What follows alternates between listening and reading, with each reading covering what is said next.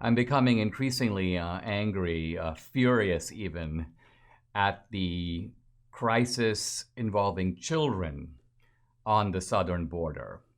This is child abuse, and it is child abuse that is being perpetrated not just by the cartels and the criminal elements on the Mexican side of the border, but also by the Biden administration and the Democrats and the left. You may say that they're in it together. The children are the victims and these are the perpetrators. Now, this may seem like a bit of an extreme assessment, and it goes beyond the tragedy that even the media now is admitting to. The U.S. Customs and Border Protection just released a video. I'm going to play a small clip from it. It's just a few seconds long, but it involves the tossing of two toddlers over the fence into the U.S. side of the border by smugglers who then just take off. Take a look. What you see here is you see these guys, and they're starting to approach the fence, and they've got in their possession these two toddlers. And what do? They release them over the fence. Kids, I mean, babies, basically. And then look at them, there they go. They take off, and that's it. The kids are now in America, and that's how it goes. This is absolutely horrific. I mean, try to imagine yourself as that frightened, terrified, those frightened, terrified kids. Now, the press that has been getting a chance for the first time, after a lot of media blockages, the Biden administration is now letting press go to these temporary border facilities, one in Donna, Texas, for example. And here's a little thread. They talk about migrant children are now being held. 615 of them. The facility is at 1,700% pandemic capacity. So think of the health risks in addition to the jammed conditions of these children. Unaccompanied minor children ages 4 to 9 years old are now being held in the recreational area around the clock because there's no room for them in the dormitory facility. So we're creating third world conditions or worse in this country for these kids. At least 39 unaccompanied migrant children have been in the temporary processing facility for 15 days. According to Acting Executive Officer Oscar Escamilla, the legal limit is 72 hours. Raul Ortiz, Deputy Chief of U.S. Border Patrol, told reporters that agents are now seeing self-separation by families. Unaccompanied migrant children recross the border without their parents so they can seek legal asylum within the United States. So the parents come with the kids, the parents are turned away with the kids, and the kids go, well, you know what? We'll cross on our own. So you have small kids who can in no way can look after themselves, but nevertheless are being sent back across the border. Pool reporters stumbled upon 27 unaccompanied migrant children and young families outside of Mission, Texas. So this is all over the southern border, not just in Texas, but also in Arizona and elsewhere. So what's really going on here? We have to sort of think about it to grasp the full invidiousness of the problem. The problem is that these kids are now part of a market. The kids are tokens or pawns. You could also call them human passports. Why? Because you need the kid to be able to make the illegal crossing work. So because of the Biden administration's, oh, we're very humanitarian, we care about the kids, so the cartels will figure out, wonderful. All we do is grab a kid off the streets of Tijuana or anywhere in South America, deposit the kid with an adult, and kid and adult now get to cross. The kid becomes, as I say, the human passport. Now, what does this remind you of? This smuggling operation, this kidnapping operation. I mean, imagine what it might be like if you were a kid.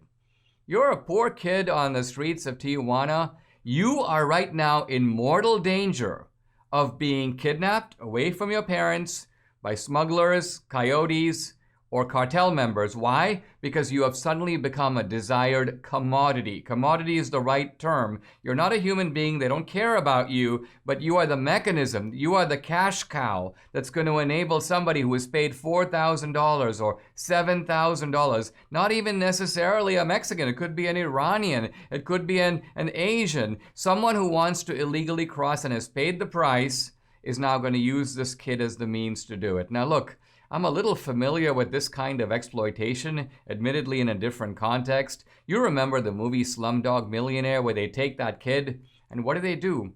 They punch out his eyes. They blind him. Why? Because he's more useful as a beggar who's blinded. An ordinary kid, well, there are lots of ordinary kids, but a blind kid with all kinds of deformities on your face, that's going to stimulate more compassion. It's going to make people give more money. Of course, the kid doesn't keep the money. The kid has to turn the money over to some beggar operation that's organized all this. And look at the cruelty, the cynical exploitation of children. Well, it's the same thing. So I grew up around this. I recognize it. I know how it is when you have these nasty, wicked people, adults, who take advantage of children for their own financial gain. Well, if we turn to the Biden administration, they are not the innocent party here. Why? Because they benefit from this operation too. That's why they let it go on. They could put a stop to it. Trump put a stop to it. The reason they don't want to put a stop to it is it benefits them politically. So the cartels are in it for the money, but the Biden administration is in it for the votes, for the potential future votes,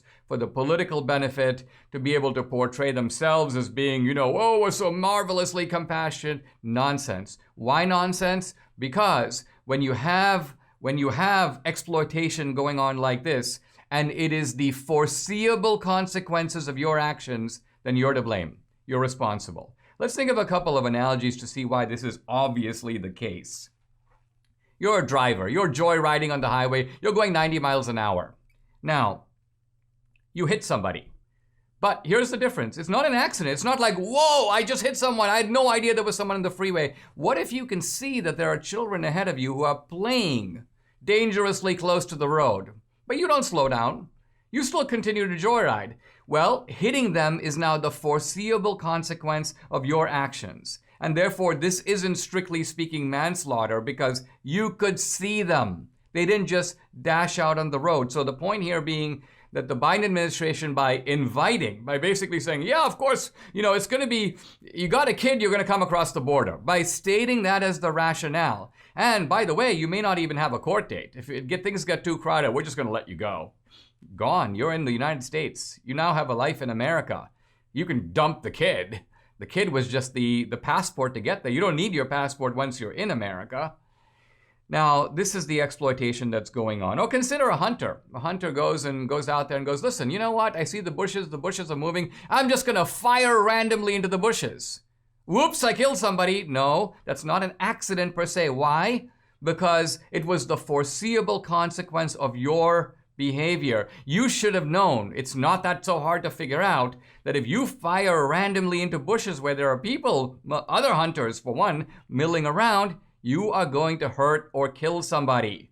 And by the same logic here, the Biden administration could easily see they're not stupid. Biden's stupid, but not the people around him. The ones who are organizing this operation knew full well that that the gangs would get involved, that this would become a horror show. But they were like, it's worth it because it pays off for us politically.